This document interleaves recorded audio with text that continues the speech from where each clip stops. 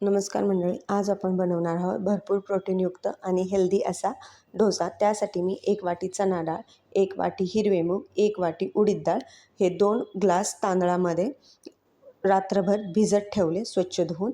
त्यानंतर दुसऱ्या दिवशी बघितलं तर हे की नाही हे पूर्णपणे भिजलेले होते। आता हे आपल्याला सगळं मिक्सरमध्ये वाटून घ्यायचं आहे। त्यासाठी मी हिरवी मिरची, लसूण, कोथिंबीर सगळं मिक्सर, जिरा, ओवा टाकून मिक्सरमध्ये बारीक वाटून करून घेतलं।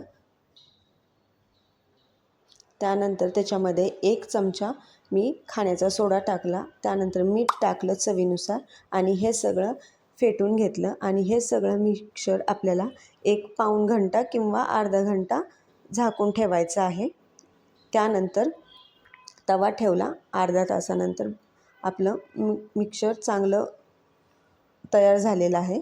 तर तवा तापलेला होता, तर तव्यावर थोडंसं तेल टाकलं। पहिला डोसा बनवताना थोडंसं तेल टाकायचं म्हणजे ते तव्याला चिटकत नाही। तेल टाकलं।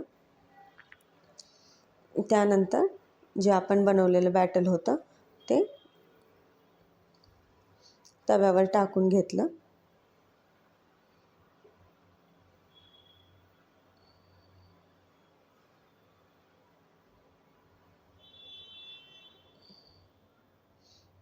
आणि एक 5-10 मिनिट तसंच ठेवलं। त्यानंतर तुम्ही बघू शकता मनानेच ते भाजून निघलेली साईड, त्यामुळे ते मनानेच तव्याने सुटून निघला डोसा आणि हा बघा आपला डोसा तयार झाला।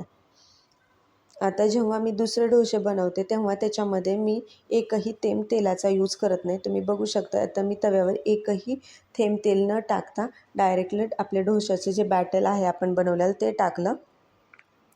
तर तुम्ही बघू शकताय की तेही बिना तव्याला चिकटता निघतं।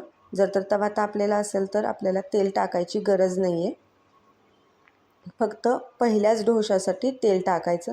हे पहा, तुम्ही बघू शकताय की आपला डोसा पूर्णपणे निघालेला आहे।